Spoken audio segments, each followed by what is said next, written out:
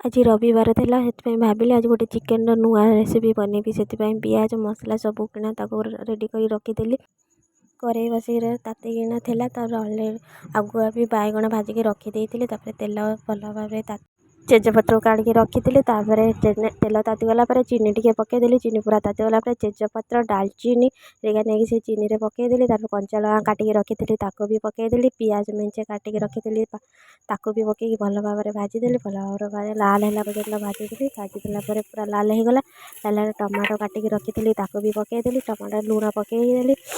ହଳଦୀ ପକାଇ ସାରିକି ତାପରେ ଲଙ୍କାଗୁଣ୍ଡ ପକାଇଦେଲି। ଲଙ୍କାଗୁଣ୍ଡ ପକାଇକି ତାପରେ ଚିକେନ୍ ମସଲା ଟିକେ ପକାଇଦେଲି। ତାପରେ ଚିକେନ୍ ମସଲା ପକାଇକି ଧନିଆ ପାଉଡ଼ର ଟିକେ ପକାଇଦେଲି। ଧନିଆ ପାଉଡ଼ର ପକାଇକି ତାପରେ ସବୁ ଭଲ ଭାବରେ ଘାଣ୍ଟି ଦେଲି। ଘାଣ୍ଟି ସାରିଲା ପରେ ଭଲ ଭାବରେ ଘାଣ୍ଟି ଦେଲି। ତାପରେ ଅଦା ରସୁଣ ପେଷ୍ଟ ତାକୁ ବି ଟିକେ ପକାଇକି ଭଲ ଭାବରେ ଘାଣ୍ଟି ଦେଇକି ଭଲ ଭାବରେ ମିକ୍ସ କରିଦେଇକି ତା ଟିକେ ସମୟ ଛାଇ ପାଇଁ ତାକୁ ଘୋଡ଼େଇ ଦେଲି। ଘୋଡ଼େଇ ଦେଲା ପରେ ଟିକେ ସିଝିଗଲା ପରେ ହେଇଗଲା ଗ୍ରେଭିଟା ପୁରା ହେଇଗଲା ପରେ ତାପରେ ଭଲ ଭାବରେ ମିକ୍ସ କରିଦେଇକି ଚିକେନ୍ ତାକୁ ଧୋଇକି ରଖିଥିଲି ତାକୁ ବି ପକାଇକି ଭଲ ଭାବରେ ମିକ୍ସ କରିଦେଇକି ତଳଟି ଲାଗିଯିବ ଭଲ ଭାବରେ ମିକ୍ସ କରିଦେଇକି ତାପରେ ମଝିରେ ଟିକେ ଘାଣ୍ଟି ବି ଦେଉଥିଲି, କାହିଁକିନା ଭଲ ତଳେ ଲାଗିଯିବ। ଘାଣ୍ଟି ସାରିକି ତାପରେ ଘୋଡ଼େଇ ଦେଇକି ତାକୁ ସିମ୍ ଜାଳରେ ରଖିଥିଲି।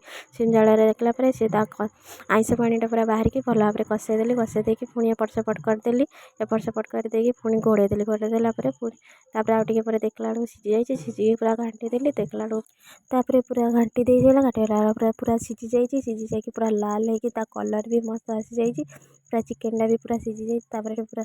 ତାପରେ ମସ୍ତ କଲର୍ ହେଇକି ଗୋଟେ ଜାଗାରେ ତାପରେ ଯାହା ରାନ୍ଧିଥିଲି ଗୋଟେ ଜାଗାକୁ ବାଢ଼ି ନେଇକି ଆରାମସରେ ବସିକି ଖାଇନେଲି। ଖାଇସାରିକି ରିଲ୍ସ କରିବି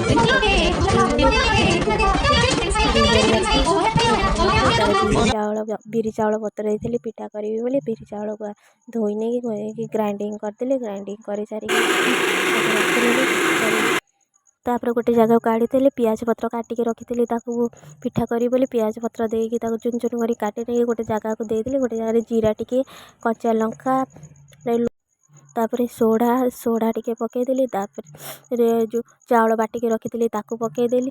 ଅଦା ରସୁଣ ପେଷ୍ଟ ତାକୁ ଟିକେ ପକାଇକି ଭଲ ଭାବରେ ତାପରେ ବୋଉ ଟମାଟୋ କାଟିକି ରଖିଥିଲା ତାକୁ ଫ୍ରିଜ୍ରେ ନେଇକି ସୁନ୍ଦରକିନା ସଜେଇକି ରଖିଥିଲି। ତାପରେ ତାୱା ବସେଇକି ତେଲ ପୁରା ଦେଇଥିଲି। ତାପରେ ଛୋଟ ବରା କରିକି ତାକୁ ତାୱାରେ ପୁରା ଭଲ ଭାବରେ ସଜେଇକିନା ବନେଇ ଦେଲା ପରେ ସେ ଛୋଟ ବରା କରିକି ତାକୁ ପକାଇ ଦେଲା ପରେ ତାପରେ ସିଏ ସିଝିଗଲା ପରେ ତାକୁ ଓଲଟେଇ ଦେଲା ପରେ ପିଠା ହେଇଗଲା। ତାପରେ ଚକୁଳି କରିବି ବୋଲି ତେଲ ରଖିଥିଲି ତାକୁ ପୁଣି ଚକୁଳି ପିଠା କରିନେଲି। ଚକୁଳି ପିଠା କରିକି ଆରାମସରେ ଚକୁଳି ପିଠା ହେଇସାରିଲା ପରେ ଓଲଟେଇକିନା ତାକୁ ରଖିଥିଲି। ତାର ଗୋଟେ ପ୍ଲେଟ୍ରେ ଚକୁଳି ପିଠା ଚିକେନ୍ ନେଇକି ପୁରା ଆରାମସେ ବସିକି ଖାଇନେଲି।